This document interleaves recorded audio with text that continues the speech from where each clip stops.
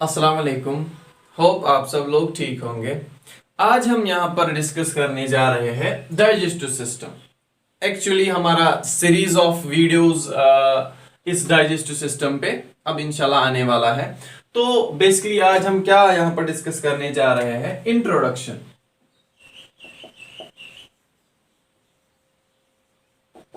Brief introduction about digestive system आज हम वही डिस्कस करने जा रहे हैं। अब डाइजेस्टिव सिस्टम पहले होता क्या है, इस पे हम थोड़ा सा यहाँ पर बात करेंगे कि ये डाइजेस्टिव सिस्टम होता क्या है। जैसा कि आप सब लोगों को पता है कि जो भी चीज इस दुनिया में पाई जाती है, चाहे वो लिविंग हो या नॉन लिविंग हो, उस चीज का कोई ना कोई मकसद होता है, या हम कह सकते हैं वो चीज इस दुनिया में बिकॉज ऑफ सम रीजन पाई जाती है। अब सवाल हमारे डाइजेस्टिव सिस्टम का, हमारी बॉडी में जो एक इंपॉर्टेंट ऑर्गन सिस्टम पाया जाता है जो कि होता है डाइजेस्टिव सिस्टम। अब ये डाइजेस्टिव सिस्टम होता क्यों है हमारी बॉडी में, इसका भी कोई ना कोई रीजन जरूर होगा। जो डाइजेस्टिव सिस्टम होता है असल में होता क्या है। फॉर एग्जाम्पल अगर ये हमारी सेल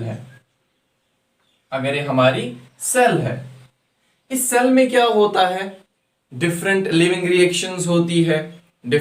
रिएक्शंस होती है जो कि हमारी बॉडी के लिए बहुत ही, जो कि हमारी सर्वाइवल के लिए बहुत ही ज्यादा जरूरी होती है। फॉर एग्जांपल हमें मूव करना है, हमें आगे चलना है, या मैं अपने हैंड्स को मूव कर रहा हूं, मूवमेंट कर रहा हूं, इसके लिए मुझे क्या चाहिए, एनर्जी चाहिए। वो एनर्जी कहां से मिलती है, जब सेल में ग्लाइकोलिसिस होगा, फिर क्रेब्स साइकिल होगा, फिर इलेक्ट्रॉन ट्रांसपोर्ट चेन होगा, वहां से हमारे एटीपीज प्रोड्यूस होते हैं। और वही क्या होती है, energy currency of our cell, जो हमें एनर्जी प्रोवाइड करती है और मैं अपने हाथों को मूव कर पाता हूं। तो अब हमारी सेल को क्या करना है, मान लीजिए हमें एटीपी बनाना है। अब एटीपी तो खुद ब खुद नहीं बनेगा। एटीपी बनाने के लिए क्या चाहिए, रॉ मटेरियल होना जरूरी है। हमें एक हाउस बनाना है, हाउस बनाने के लिए हमें ब्रिक्स की जरूरत है, सैंड की जरूरत है, सीमेंट की जरूरत है। इसी तरह से हमें एटीपी बनाना है, हमारी सेल को क्या बनाना है, एटीपी बनाना है, एनर्जी प्रोड्यूस करना है। तो एनर्जी के लिए भी हमारे पास रॉ मटेरियल होना जरूरी है।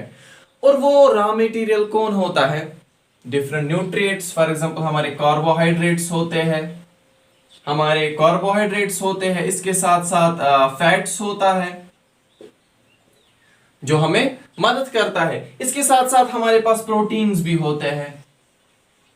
प्रोटीन्स किस चीज में मदद करते हैं, हमारी बॉडी का स्ट्रक्चर बिल्ड करने में मदद करता है। तो ये सब चीजें हमारे पास होनी चाहिए। जो एक सेल की नीड होती है वो क्या होती है, ये डिफरेंट न्यूट्रिएंट्स प्लस वाटर तो जरूरी है ही,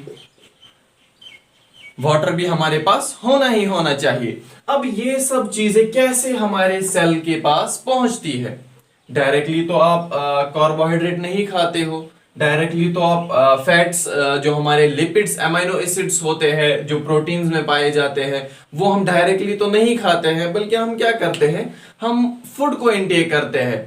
फॉर एग्जांपल आपने राइस लिया या आपने व्हीट लिया, कोई भी फूड जब आप इनटेक करते हो तो उस फूड को क्या होना पड़ता है, पहले ब्रेक होना पड़ता है।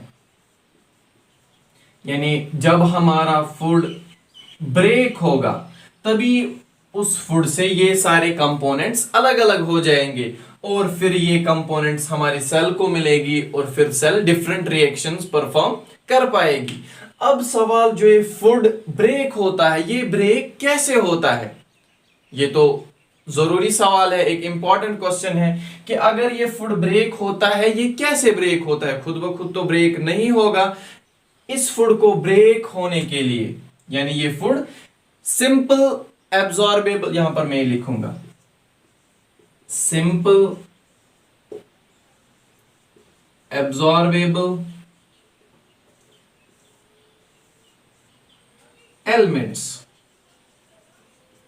में जब ब्रेक होता है, ताकि ये फूड सिंपल एब्जॉर्बेबल एलिमेंट्स में ब्रेक हो जाए, इसके लिए हमारी बॉडी में एक सिस्टम पाया जाता है। यानी जो सिस्टम क्या करता है, इस फूड को ब्रेक करता है इनटू सिंपल एब्जॉर्बेबल पार्टिकल्स या एलिमेंट्स में ब्रेक करता है, और उस सिस्टम को हम कहते हैं डाइजेस्टिव सिस्टम। यानी डाइजेस्टिव सिस्टम एक ऐसा सिस्टम हमारी बॉडी में होता है जो कि क्या करता है, जो कॉम्प्लेक्स फूड हम खाते हैं उसको ब्रेक करने में हेल्प करता है इनटू सिंपल एब्जॉर्बेबल। क्यों?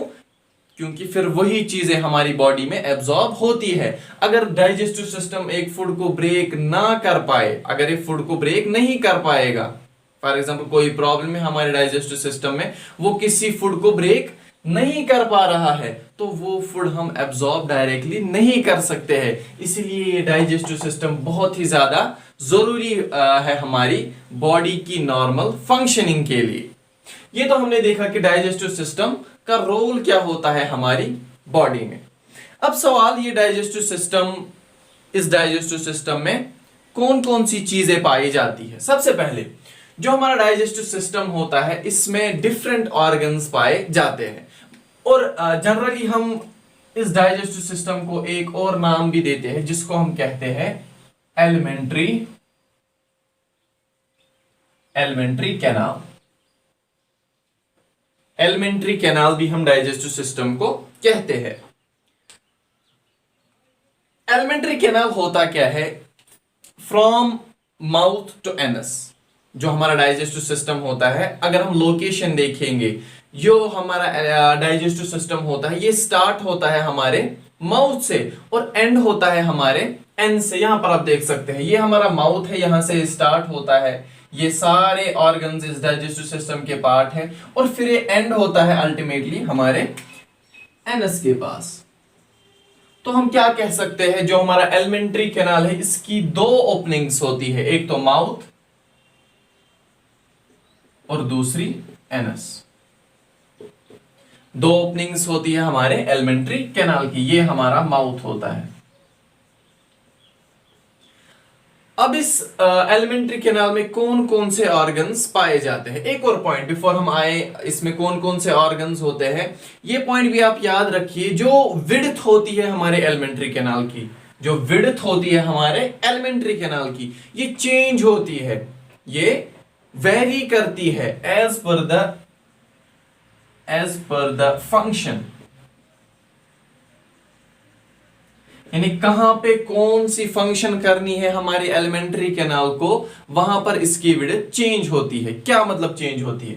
फॉर एग्जांपल ये हमारा माउथ है, यहां पर एक विड्थ है, हमारा ईसोफेगस है, यहां पर विड्थ कम होती है। फिर आप हमारे स्टमक को देख लीजिए, इसमें कितनी विड्थ होती है एलिमेंट्री कैनाल की। फिर स्मॉल इंटेस्टाइन्स में विड्थ बहुत कम होती है, लार्ज इंटेस्टाइन्स में विड्थ फिर से इंक्रीज होती है। दैट्स व्हाई मैंने कहा कि जो हमारा एलिमेंट्री कैनाल होता है उसकी विड्थ वेरी करती है अकॉर्डिंग टू द फंक्शन। जो फंक्शन परफॉर्म करनी हो, जहां पे जो फंक्शन परफॉर्म करनी हो, अकॉर्डिंग टू दैट हमारी विड्थ चेंज होती है एलिमेंट्री कैनाल की। अब हम आते हैं कि हमारे एलिमेंट्री कैनाल में कौन कौन से ऑर्गन्स पाए जाते हैं, फिर हम इंशाल्लाह आगे आगे लेक्चर्स में उनको अलग अलग से डिस्कस करेंगे। जो हमारी एलिमेंट्री कैनाल होता है उसको हमने दो पार्ट्स में डिवाइड किया है, या हम कह सकते हैं जो ऑर्गन्स हमारे एलिमेंट्री कैनाल में होते हैं वो दो टाइप्स के होते हैं। एक तो होते हैं प्राइमरी ऑर्गन्स और दूसरे होते हैं हमारे secondary organs. Secondary organs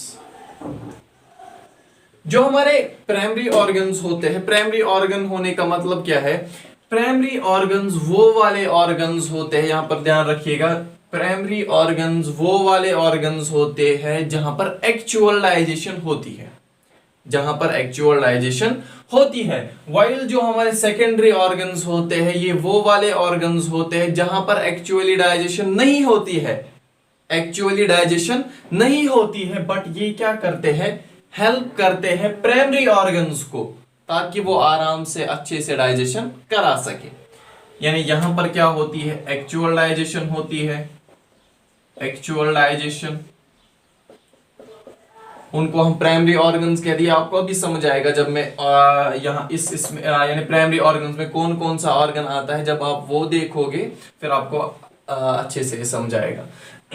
well जो हमारे सेकेंडरी ऑर्गन्स होते हैं वो क्या करते हैं, वो असिस्ट करते हैं या हेल्प करते हैं किनको हेल्प करते हैं? हमारे प्राइमरी ऑर्गन्स को डाइजेशन में हेल्प करते हैं। अब हम देखते हैं पहले प्राइमरी ऑर्गन्स में कौन कौन से ऑर्गन्स आते हैं। सबसे पहले हमारा माउथ, या जिसको हम ऑरल कैविटी भी कहते हैं, ये हमारा प्राइमरी ऑर्गन में सबसे पहला ऑर्गन आता है, जो हमारा माउथ होता है, जिसको हम क्या कहते हैं? ऑरल कैविटी भी कहते हैं। इसके बाद हमारा दूसरा ऑर्गन कौन सा होता है? इसमें हमारा दूसरा ऑर्गन होता है ईसोफेगस। ईसोफेगस जिसको हम फूड पाइप भी कहते हैं, फूड पाइप। यहां पर आप देख सकते हैं, ये है हमारा ईसोफेगस। ये दूसरा ऑर्गन होता है हमारे प्राइमरी ऑर्गन्स में, दूसरा ऑर्गन होता है ईसोफेगस। इसके बाद क्या आता है? हमारा स्टोमक आता है। हमारा स्टोमक यहां पर आप देख सकते हैं, ये तीसरा ऑर्गन होता है। इसके बाद क्या आता है? हमारे स्मॉल इंटेस्टाइन्स। स्मॉल इंटेस्टाइन्स ये भी क्या होते हैं? प्राइमरी ऑर्गन होता है हमारे डाइजेस्टिव सिस्टम का। इसके बाद आता है हमारा लार्ज इंटेस्टाइन। लार्ज इंटेस्टाइन्स जो हमारे प्राइमरी ऑर्गन्स में इंक्लूड किए गए हैं। इसके बाद लास्ट में हमारा एंस आता है, ये भी प्राइमरी ऑर्गन में इंक्लूड किया गया है। तो ये सारे ऑर्गन्स अगर हम यहां पर भी देखेंगे, ये हमारा स्टोमक है, इसके बाद स्टार्ट होते हैं हमारे स्मॉल इंटेस्टाइन्स, फिर हमारा लार्ज इंटेस्टाइन एंड अल्टीमेटली हमारा एनस यहां पर होता है, जो कि क्या होती है? Posterior opening of our alimentary canal. तो ये सारे ऑर्गन्स कहां पर पाए जाते हैं? हमारे प्राइमरी ऑर्गन्स में, जो कि डाइजेस्टिव सिस्टम के प्राइमरी ऑर्गन्स होते हैं। इसके बाद जो हमारे सेकेंडरी ऑर्गन्स होते हैं, इनमें कौन कौन सा ऑर्गन पाया जाता है? नंबर 1 हमारे जो होते हैं सलाइवरी ग्लैंड्स। सलाइवरी ग्लैंड्स, अब आपको समझ आया होगा क्यों सलाइवरी ग्लैंड्स में क्या होता है? इनमें डाइजेशन नहीं होती है, बट जो ये सिक्रीट करते हैं, जो इनकी सिक्रीशन होती है, वो क्या करती है? हेल्प करती है डाइजेशन में। दैट्स व्हाई हम इनको कहते हैं सेकेंडरी ऑर्गन्स। सलाइवरी ग्लैंड्स होते हैं, फॉर एग्जांपल यहां पे मैंने दिखाया है, ये होता है हमारा पैरोटिड ग्लैंड, ये हमारा सब मैक्सिलरी एंड सब मैंडिबुलर ग्लैंड यहां पर होते हैं। तो इनको हम कहते हैं सलाइवरी ग्लैंड। ये हमें इंशाल्लाह जब हम ऑरल कैविटी पढ़ेंगे वहां पर हमें सारा कुछ डिस्कस करना है। इसके बाद जो हमारा दूसरा ग्लैंड होता है, या हम कह सकते हैं दूसरा सेकेंडरी ऑर्गन होता है, वो होता है हमारा लिवर। हमारा लिवर, ये यहां पर आप देख सकते हैं, लिवर हमारा होता है secondary organ of our digestive system. और तीसरा होता है गॉल ब्लैडर। गॉल ब्लैडर यहां पर आप देख सकते हैं, जो कि लिवर में प्रेजेंट होता है। लिवर के पास दूसरा ऑर्गन हमारा होता है गॉल ब्लैडर। ये भी सिक्रीशंस, बाइल जो सिक्रीट ये असल में स्टोर करता है, वो हम देखेंगे इंशाल्लाह आगे। उसके बाद जो हमारा लास्ट वाला ऑर्गन होता है, जिसको हम कहते हैं पैनक्रियास। क्या होता है? पैनक्रियास। यहां पर आप देख सकते हैं, ये हमारा पैनक्रियास होता है। यहां से भी सिक्रीशंस निकलती है जो ड्यूडेनम में, फिर वो हम देखेंगे इंशाल्लाह। तो ये पैनक्रियास भी क्या होता है? हमारा सेकेंडरी ऑर्गन होता है डाइजेस्टिव सिस्टम का। तो ये था brief introduction about digestive system, जिसमें हमने पहले ही देखा कि डाइजेस्टिव सिस्टम होता क्या है, क्यों हमारी बॉडी में पाया जाता है, और जो हमारा डाइजेस्टिव सिस्टम होता है उसमें कौन कौन से ऑर्गन्स पाए जाते हैं, और फिर हमने उनको क्लासिफाई किया प्राइमरी ऑर्गन्स और सेकेंडरी ऑर्गन्स में। तो प्राइमरी ऑर्गन्स, ये आप फिर से याद रखिएगा कि प्राइमरी ऑर्गन्स कौन से ऑर्गन्स होते हैं जहां पर एक्चुअल डाइजेशन होती है, वाइल सेकेंडरी ऑर्गन्स वो वाले ऑर्गन्स होते हैं जहां पर डाइजेशन नहीं होती है, बट ये हेल्प करते हैं प्राइमरी ऑर्गन्स को to digest the complex food into simple absorbable particles. तो ये हमने देखा introduction about digestive system. Hope आप सब लोगों को ये अच्छे से समझ आया होगा। अब इंशाल्लाह नेक्स्ट लेक्चर जो होगा वो होगा हमारा अबाउट, फिर पहले हम उठाएंगे यही प्राइमरी ऑर्गन्स यानी माउथ, और ऑरल कैविटी, उसमें कौन कौन से ऑर्गन्स पाए जाते हैं, क्या रोल होता है, कैसे डाइजेशन में हेल्प करता है, इंशाल्लाह वो हम नेक्स्ट वीडियोस में देखेंगे। Thank you so much.